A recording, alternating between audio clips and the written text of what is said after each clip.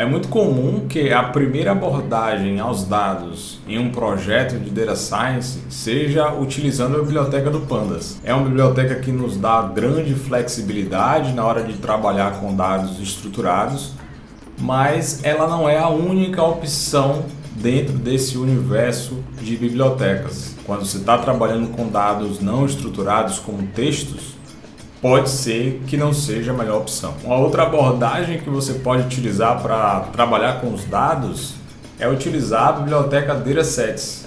Ela traz um conjunto de features muito interessantes para a gente utilizar no nosso dia a dia. Fala galera, tudo bem com vocês? Meu nome é Luciano, sou cientista de dados e hoje nós vamos falar sobre a biblioteca Datasets.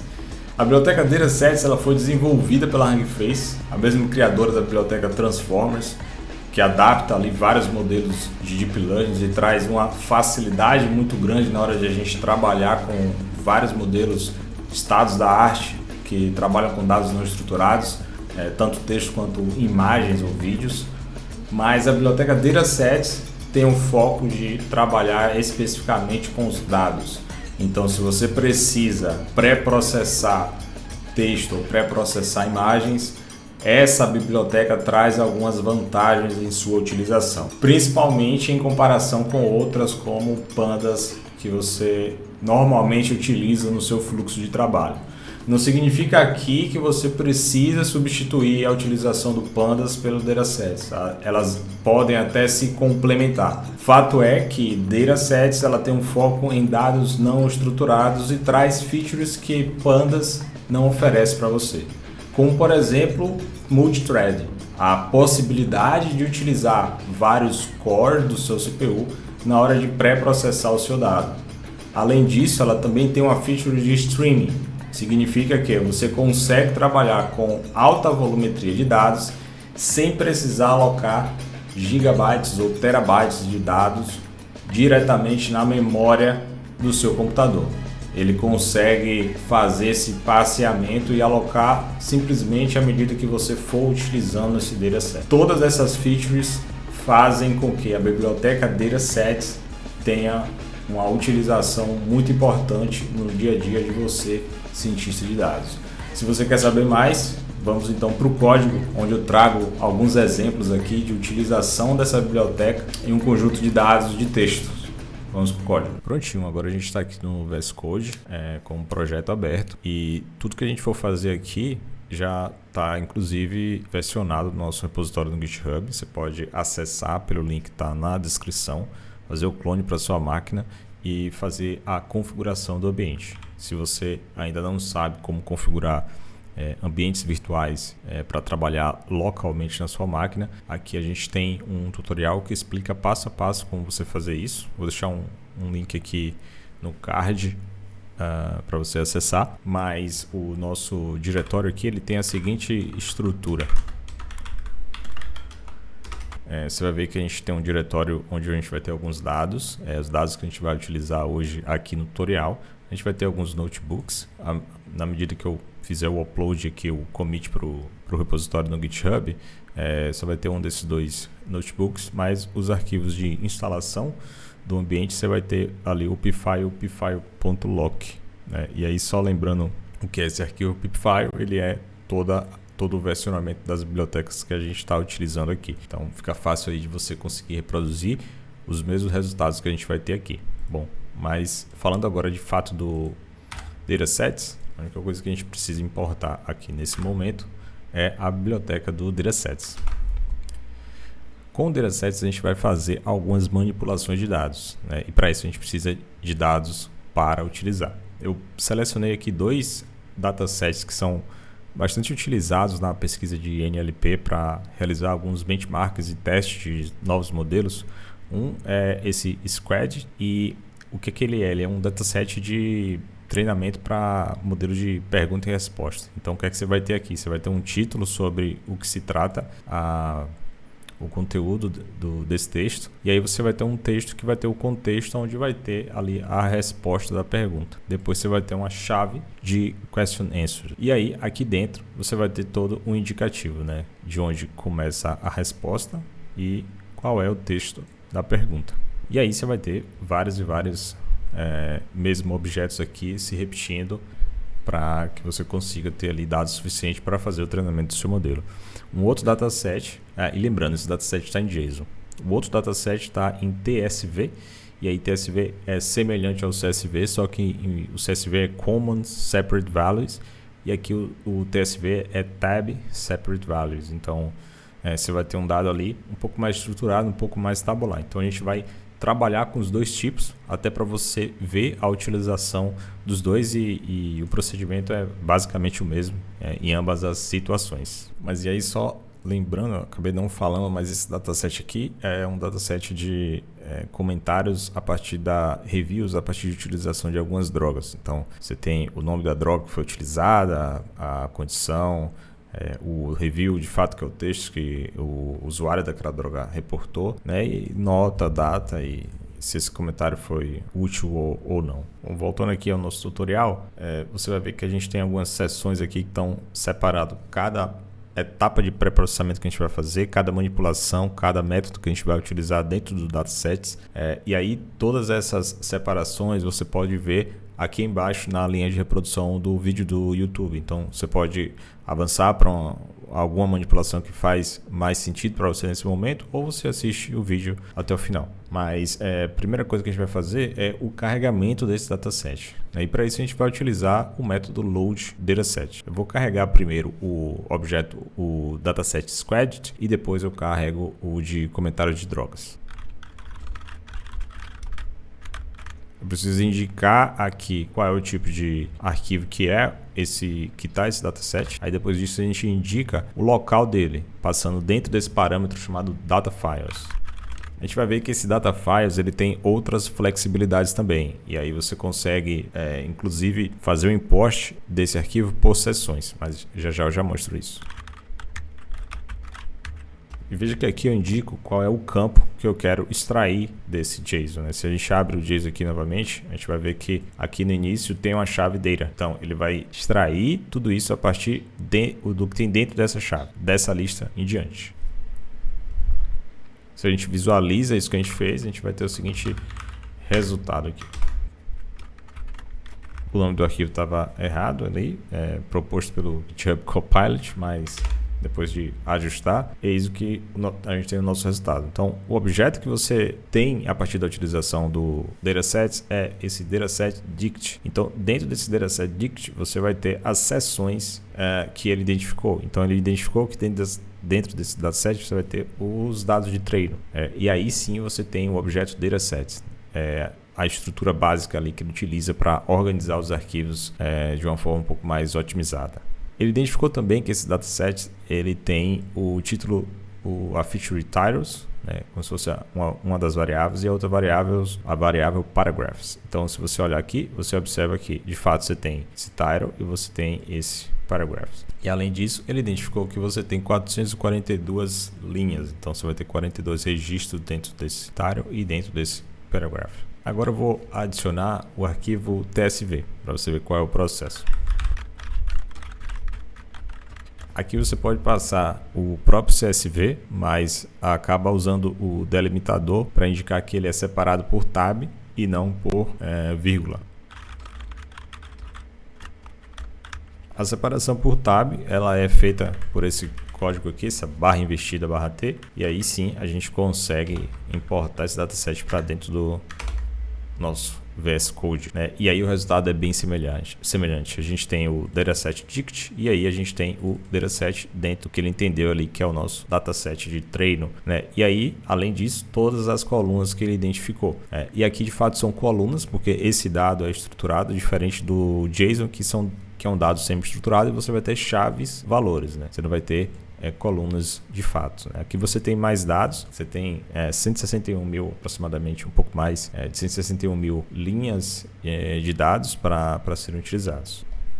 Bom, mas eu falei que aquele parâmetro datafiles ele traz alguns benefícios na hora de importar esse dataset para dentro da memória do seu computador, para dentro do seu processo de análise, né? Então, a forma como ele funciona é você setando aqui antes, data files, e aí você especifica um dicionário. E aí você fala para ele, tá, o que é que eu preciso importar e o que eu preciso separar por seção. Então, eu vou querer ter uma seção de treino, e aonde eu vou indicar o path desse dataset de treino, e eu também vou querer uma seção de teste, e aí eu vou dizer para ele onde ele vai encontrar esse dataset de teste, né? E aí lembrando, né, que os dois datasets eles estão dentro do nosso diretório data, teste e o treino. Feito isso, a gente segue os mesmos passos de antes. Então eu vou ter o squad e dataset, e indicando que é um JSON, passando o data files, e o field, né, o campo desse JSON vai ser data. Só que aí, olha o que acontece, né? Ele vai importar,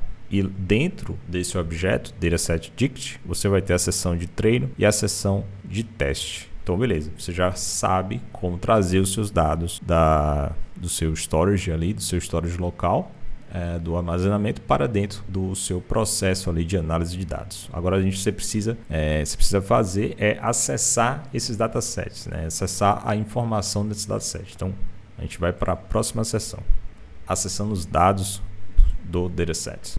Como ele tem essa característica como se fosse um dicionário, você consegue acessar as informações como se você estivesse acessando um dicionário em Python normal. Então, aqui eu vou chamar o squad dataset, e aí a gente sabe que lá dentro a gente tem o treino e a gente tem o teste. Eu vou passar aqui train, né? E aí você vai ver que ele já traz o objeto chamado dataset, que é toda a informação que tem no meu dataset de treino desses dados aqui.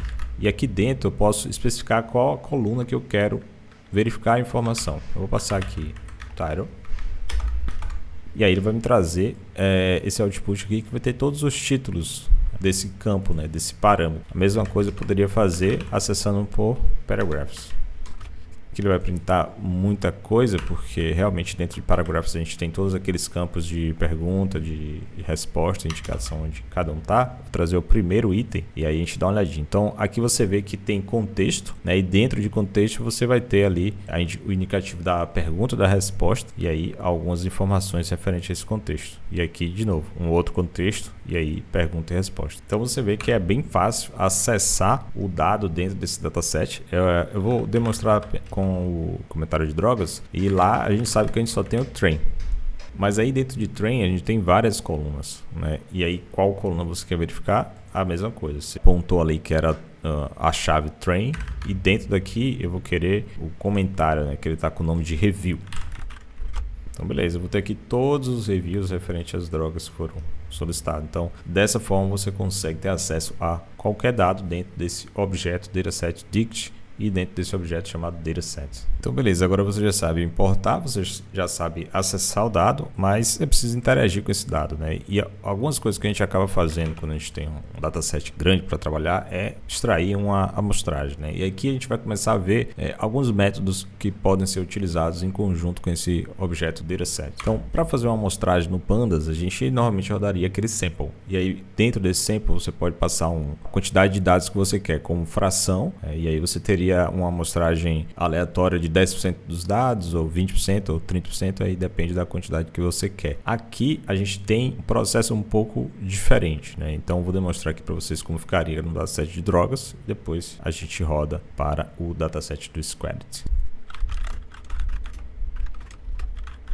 A primeira coisa que a gente faz é um shuffle. O shuffle significa que eu estou aleatorizando a ordem do nosso dataset. Vou passar um siege para que isso aqui seja reprodutível e você consiga ter os mesmos resultados que aqui. E aqui eu simplesmente faço um select, ou seja, quanto desses dados agora que eu aleatorizei eu vou querer utilizar. E aí a gente passa um iterable, caso estou passando range, e eu estou dizendo que eu quero 1000 dados desse dataset. E aí, como a gente sabe que essa amostragem deu certo, agora ele indica ali o número de linhas como 1000. Para o dataset de Squad é a mesma coisa. Como você fez o import utilizando o dataset, o processo é exatamente igual aqui para você ter essa amostragem.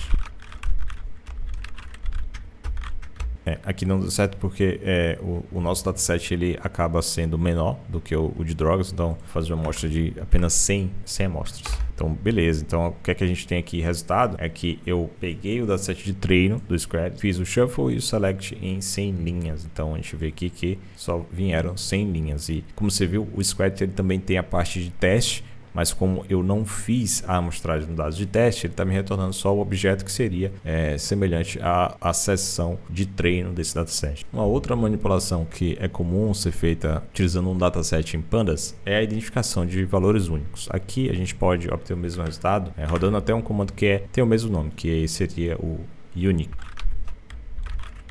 E aqui eu vou pedir o unique para a coluna condition. E aqui, beleza, ele está me dizendo todos os valores únicos dessa coluna aqui de condição, né? Todas as condições ali vinculadas ao tipo de droga que foi utilizada pelo paciente. Outra coisa que a gente pode fazer também é renomear colunas. Para isso, o comando ele é bem sugestivo, é o método rename columns e ficaria assim.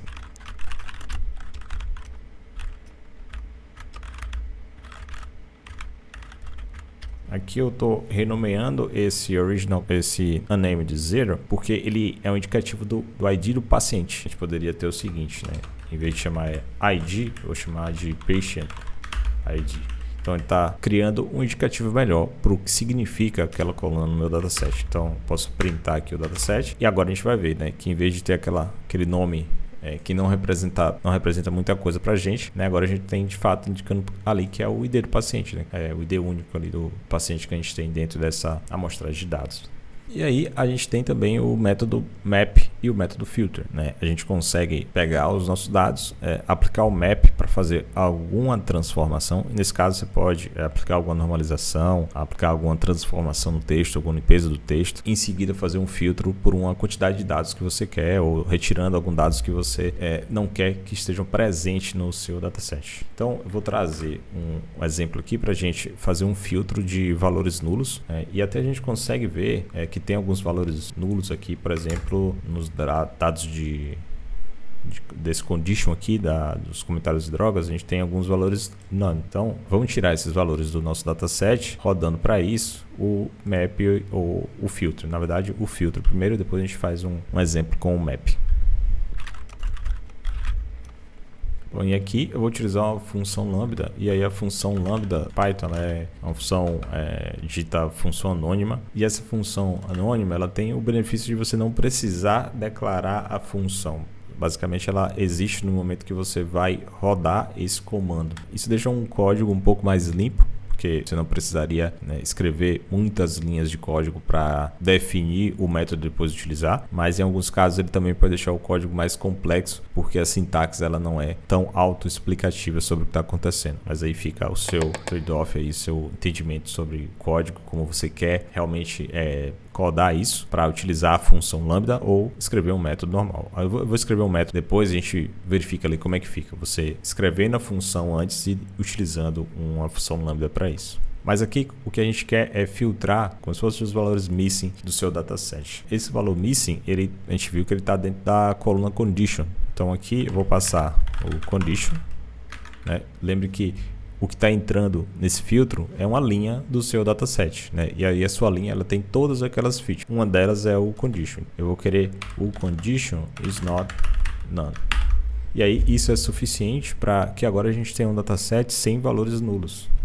Você vê que a quantidade de linhas diminuiu e de fato, para o que a gente tinha antes, de 161 mil e mais um pouquinho, alguns valores não foram retornados, justamente porque a gente tinha alguns valores missing. Se essa é a melhor abordagem para você trabalhar com os seus valores missing, aí depende do seu dataset, depende do seu use case aí, do seu projeto. Bom, agora eu vou fazer utilizando um método, determinar a função que eu vou utilizar e aí depois eu vou jogar ela para dentro do map. Lembre que o filtro a gente realmente filtrou e o map agora a gente vai executar uma transformação. O Copilot aqui já sugeriu, né, pelo nome ali da função, ele entendeu mais ou menos o que eu queria fazer e de fato o que a gente quer é pegar o condition e passar ele para lowercase. E ele também já sugeriu aqui o que a gente deveria fazer na utilização do map. Então o map, né? Como eu falei, funciona semelhante ao filtro. Você passa um método que vai fazer alguma coisa no seu dataset. O filtro a gente quer realmente filtrar com base em algum condicional. Aqui a gente vai querer executar uma transformação. Eu estou pegando o example condition, estou passando ele para lowercase e estou novamente endereçando ele na mesma posição e retornando ele para o mesmo objeto que a gente está trabalhando. Então, se eu faço isso e volto aqui no Review Dataset, visualizo o que é que está acontecendo com o condition, a gente vai ter o seguinte. Leva um tempinho, porque ele está rodando esse processamento agora em todas as linhas do seu dataset. A gente vai ver como tornar esse pré-processamento aqui mais rápido em breve. Mas veja o que aconteceu, né? A gente saiu dos nomes que estavam com letras maiúsculas e minúsculas e agora todos os nomes estão com letra minúscula, né? Que é a função aqui desse método. E aí esse método aqui ele pode ser qualquer coisa que você queira fazer com seus dados, né? Ele não precisa ser em uma coluna específica, ele pode ser em todas as colunas que você queira pré-processar. Show demais! Então a gente fez o map para filtrar e para fazer um pré-processamento, mas agora a gente vai fazer um map para criar novas colunas. Vamos fazer de conta que a gente quer criar aqui um método para contar a quantidade de palavras que tem no meu review ali de drogas, né? Então eu vou criar uma nova coluna chamada Review Length. E aí o que é que ele vai fazer? Vai splitar o meu texto entre palavras e fazer a contabilização de quantas palavras eu tenho. Aí ficaria mais ou menos assim. O Copilot sugeriu aqui, mas na verdade a gente precisa também, com base no review, fazer o split, senão o resultado não dá certo, né? E aí eu retorno o objeto example novamente, aplicando isso no nosso dataset que vem sendo transformado, o New Drug Review Dataset. A gente usa o map e passa o método que a gente acabou de criar. E aí vamos ver como é que fica. Bom, e de fato, né, a gente tem aqui toda a contabilização. Se quiser, você pode conferir, pode ir acessar o review e fazer a contabilização de quantas palavras esse split foi feito. Lembrando que aqui também pode não ser a melhor forma de você quebrar em palavras ali o seu texto, porque existem formas um pouco mais inteligentes de você fazer essa quebra, de você tokenizar o seu dataset. E uma coisa que a gente pode fazer também é verificar a criação dessa coluna passando somente o dataset de treino, né, que eu fiz a besteira de executar, então ele vai processar tudo novamente, mas rapidinho. Então a gente vê que tínhamos as colunas anteriores e agora ele criou a Review Length. Um outro método que pode ser útil é a utilização do dataset para ordenar o seu dado. E aí também temos um método bastante intuitivo aqui, que é o método sort. Novamente, vou utilizar o mesmo dataset que a gente está vindo modificando, né? Vou acessar ali a seção treino e vou passar o sort. Só que aí o sort ele precisa de uma coluna, né? Como se fosse aquele subset do pandas, né? Você vai indicar para ele com base em que ele vai ordenar os seus dados. Passei aqui o review length, então ele vai pegar review length aqui do menor para o maior, mas vamos fazer o seguinte, vamos ver se dentro desse sort a gente tem algum indicativo de se eu quero ele de forma ascendente ou descendente, porque no pandas a gente também tem isso. A gente vê ali que tem o reverse, ele por padrão tem falso, eu vou botar true só para a gente ver se ele traz a ordem inversa, né? Então diminui ali para 10 e o que a gente vê, vamos mais aqui no final, você vê que o tamanho do review já aumentou, né? Então se a gente olhar o review length, isso a gente vai ver que está indo do maior para o menor, do maior review para o menor review. É um tipo de ordenamento que você consegue fazer. Bom, agora a gente vai utilizar ali o map, só que agora para conseguir ser mais performático, né? É aí que entra esse parâmetro chamado batch. E aí você vai passar ele, indicar se você quer fazer esse processamento por batch ou você quer fazer o processamento normal. E aí é uma variável booleana, onde você vai passar um verdadeiro ou falso. E ele já consegue ser um pouco mais performático. Além de passar o batch, você consegue passar a quantidade de processadores que você quer utilizar. Já que ele está fazendo o processamento pré-processamento em lote, acaba sendo muito fácil que ele consiga paralelizar esse pré-processamento. E aí é onde a gente consegue ali a verdadeira performance, ganho de performance ao utilizar a biblioteca Datasets. Para exemplificar esse tipo de função do Datasets, eu vou rodar aqui um exemplo onde a gente vai fazer a remoção de algumas tags HTML. E só para garantir que a gente vai ter um dataset que vai ter possibilidade ali de encontrar essas tags HTML nos reviews que foram extraídos ali para o dataset que a gente está utilizando, a gente vai fazer um filtro em palavras maiores do que 30 palavras, né? Em reviews com mais de 30 palavras.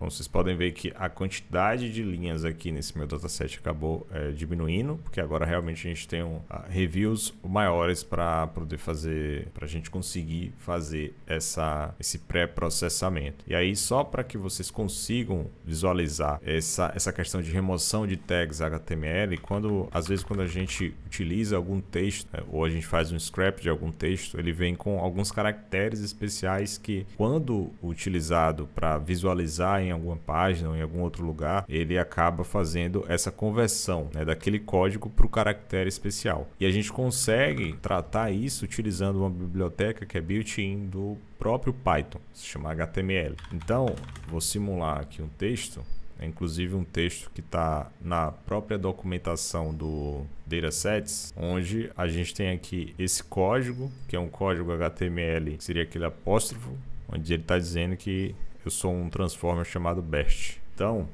a gente precisa fazer o que ele chama de Uniscape e passar o texto como input para esse meu método. Então, quando a gente faz isso, a gente vê que o caractere de fato é renderizado, né? Ele é transformado para string e não é o mais utilizado aquele código. Então, a gente vai fazer isso aqui para a base de dados inteiro.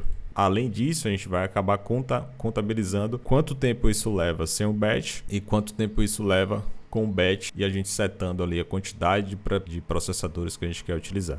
Quando a gente utiliza porcentagem duas vezes, o que a gente está querendo aqui é aqueles métodos especiais do próprio Jupyter que eles fornecem. Então, o Timeit, ele vai rodar o código que está dentro dessa célula algumas vezes. E no final ele tira uma média e mostra para você o desvio padrão de quanto tempo que levou para executar aquele pedaço de código. E é assim que a gente vai fazer essa contabilização.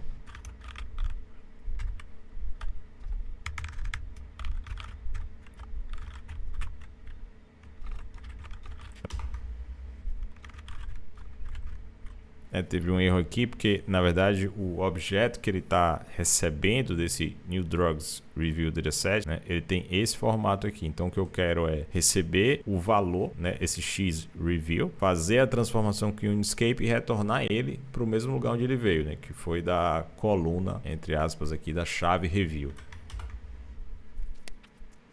Rodou aqui em 1,56 segundos. E agora a gente vai fazer o mesmo processo, só que utilizando o batch igual a true. O que acontece aqui, passei o load from cache file igual false, porque como ele vai executar o mesmo código várias vezes, se eu não passo esse parâmetro, ele puxa o cache da transformação que ele já fez antes, para ele não ter que reprocessar o dado em cima de uma transformação que você já pediu. Com o false, ele simplesmente vai reprocessar e ignorar que ele tem alguma coisa em cache. E aí, como eu falei, aqui a gente altera para true e também vamos setar o número de processadores para 10. E aí aqui depende muito da quantidade de processadores que você tem, de núcleos de processamento que você tem no seu processador aí, na sua CPU. Aqui, como tem alguns, eu vou utilizar 10, que eu acredito que é uma quantidade ali legal para a gente fazer essa primeira visualização ali de quanto tempo leva. Bom, você vê ali que o ganho ele é realmente bem grande aqui, não chegou nem a 1 segundo, 819 milissegundos contra 1,56 segundos. E aí essa diferença ela acaba sendo ainda mais gritante se a gente tivesse mais dados, se a gente tivesse utilizado mais processadores. Mas o legal aqui é que você consegue fazer uma transformação em um dataset utilizando vários processadores, utilizando toda a potência da sua CPU, diferentemente de como você faria no Pandas, onde ele ia rodar esse pré-processamento linha por linha e utilizando apenas um processador, um núcleo do seu processador, né? E aí a gente tem um ganho de performance aqui. Vou rodar só mais um exemplo e dessa vez utilizando tokenização. Então, para isso, a gente vai utilizar a biblioteca Transformers e trazer um tokenizer que tem dentro dessa biblioteca.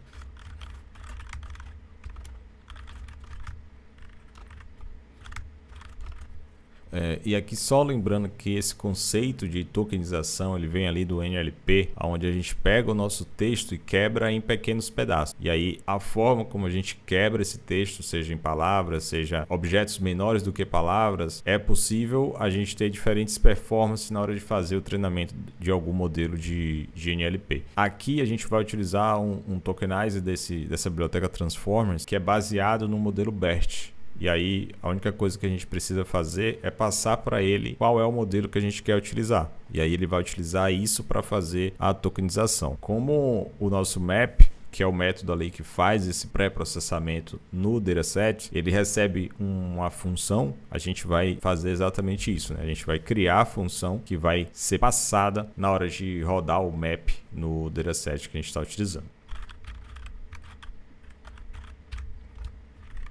E aqui lembrando que esse truncation, ele significa que se esse meu texto que eu estou passando para tokenizar, para quebrar em seções menores, ele ultrapassar o limite de caracteres que o modelo consegue representar, a maioria desses modelos conseguem 512, alguns 768 e alguns poucos aí conseguem mais tokens do que isso, mas fato é que se você ultrapassa essa quantidade que ele consegue interpretar, aí a gente vai truncar, a gente simplesmente vai ignorar tudo que vem depois. Bom, acabou tendo um erro aqui por conta da biblioteca do Transformers, ele não estava conseguindo fazer o import, né? Não sei o que foi que aconteceu, mas eu tive que reiniciar o notebook, né? E aí eu alterei do tokenizer por BERT tokenizer.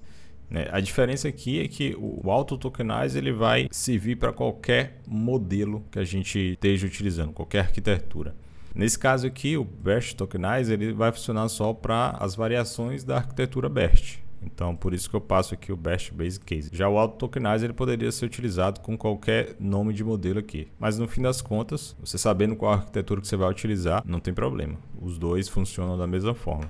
Então aqui ele consegue rodar e criar para a gente nossa função, Tokenizer Function. Então agora, com o Tokenizer Function, a gente vai fazer o mesmo esquema de contabilizar o tempo que leva para rodar essa tokenização.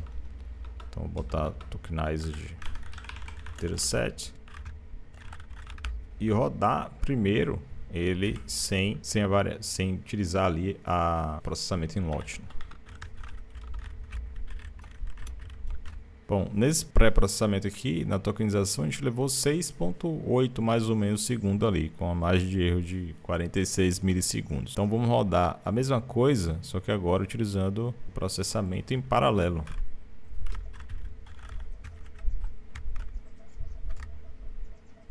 Então veja, agora a gente obteve ali praticamente metade do tempo que levou para rodar sem o processamento em lote. Lá foi 6.8, aqui 3.34 segundos. Onde pode ser que você realmente precise utilizar, né, essa estrutura de data frame que o Pandas oferece para fazer algum tipo de formatação. E aí o Datasets ele te fornece essa possibilidade, né? Ele tem essa interoperabilidade, né? Ele consegue ir do Pandas para um outro tipo de arquivo e desse outro tipo de arquivo voltar para o Pandas, né? Pela variável ali, pelo método setFormat. Então a gente vai vir aqui, vai passar o dataset que a gente está utilizando e eu vou indicar para ele uma formatação que eu quero. Eu vou dizer que eu quero obter esse dataset aqui como um data frame que a gente conhece. Então, se eu rodo aqui esse new drugs de treino e eu quero, por exemplo, as 3 primeiras linhas, você vai ver que agora eu tenho um data frame como a gente já conhece e a gente adora trabalhar aí com esse tipo de estrutura de dados. A diferença aqui é que o setFormat ele não vai de fato transformar o dataset em um data frame. É tanto que se você vem aqui e roda esse new drugs dataset, você vai ver que ele continua da mesma forma, né? Então, onde é que está a mágica aqui, né? Como é que ele está fazendo essa conversão? Ele está simplesmente alterando um método interno dessa classe DataSetDict para que o objeto que ele está sendo solicitado seja transformado no DataFrame. Lá dentro tem um método chamado getItem. O getItem ocorre sempre que você pede uma linha, 2 linhas, 3 linhas. Se você varrer todo o dataset, ele vai transformar todas aquelas linhas num DataFrame. Então ele só converte o que você de fato pede para ele. É legal que você faça essa configuração do setFormat para o Pandas sempre que você precise fazer alguma alteração no seu dado, mas que você lembre no final de resetar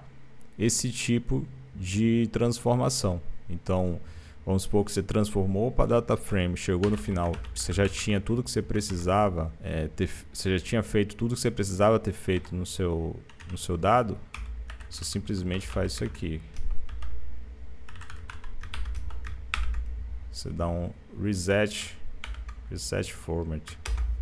Então agora, se eu pego o meu dataset, passo a mesma variável ali de treino e peço para ele os 3 primeiros itens, ele não vem mais como se fosse um data frame, ele vai vir de fato como um objeto, um dicionário ali, que é o que está dentro do dataset, né? E aí você me pergunta, tá, mas eu não poderia ter deixado isso como uma estrutura de data frame ali do Pandas? Você poderia, mas se você fosse utilizar esse dado, por exemplo, para fazer algum treinamento, você ia acabar obtendo algum erro ali, porque o data frame não é o formato que os modelos de Deep Learning utilizam para fazer o treinamento. Bom, e aí a gente chega em um outro tópico, que é a separação entre dados de treino e teste. Você provavelmente já conhece, já utilizou bastante o Train Test Split do Scikit-Learn, mas aqui a gente tem exatamente o mesmo método e que ele funciona exatamente da mesma forma. A única coisa que acontece aqui é que eu não separo de antemão ali cada objeto que o Train Dataset ou Train Test Split está retornando, né? Ele já vai adicionar isso para dentro do seu objeto ali, o DataSetDict, e fica mais ou menos assim. Veja que eu estou utilizando o meu dado de treino para quebrar, mas de fato aqui dentro eu só tenho esse dataset de treino, né? Eu estou utilizando isso para quebrar em um train size de 0.8, ou seja, eu estou usando 80% do meu dado para treino, e aí eu estou passando um seed de 42. Quando a gente visualiza de novo esse dado, o que a gente vai ter é o dado de treino e agora um dado de teste. Então, se você olhar a proporção de linhas que você tinha antes para o que você tem depois entre treino e teste, né, você vai ver que tem 80% aqui no dado de treino. E aí você pode utilizar isso para salvar, para treinar o seu modelo.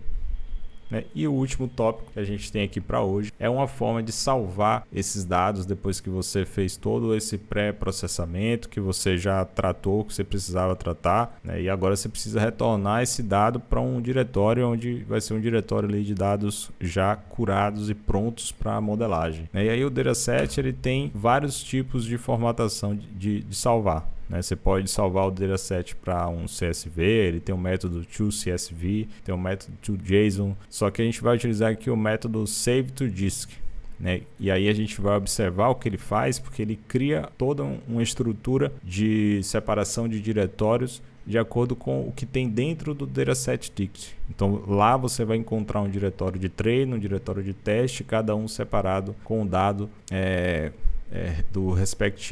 da respectiva divisão ali do conjunto de dados.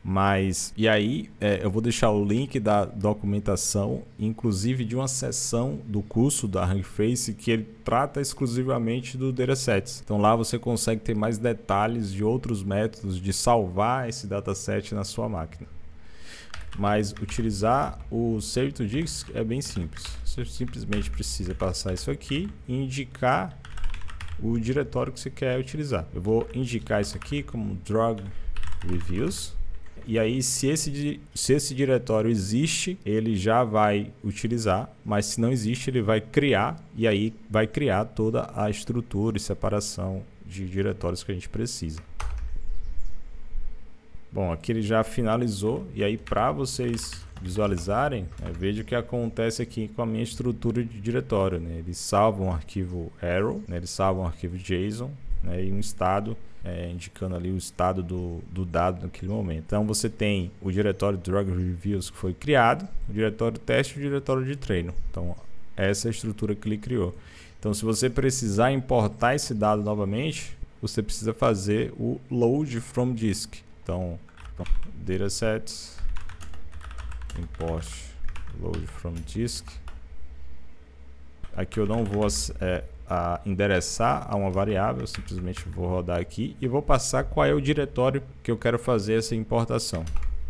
Então veja, o que ele já retorna já é o dataset dict com as sessões de treino, as sessões de teste, porque justamente é um dos melhores formatos para se trabalhar com datasets, né? Apesar de a gente ter visto que ele consegue fazer esse import para o CSV, para o JSON, qualquer outro tipo de arquivo, salvando nesse formato é muito mais simples de você importar. Você simplesmente precisa passar o path do diretório onde tem essas divisões. Bom, então era isso para o vídeo de hoje. A gente viu aí alguns detalhes da utilização da biblioteca Datasets, né? Como ser mais performático do que o Pandas, conseguindo rodar datasets ali em paralelo, utilizando todo o potencial do seu processador.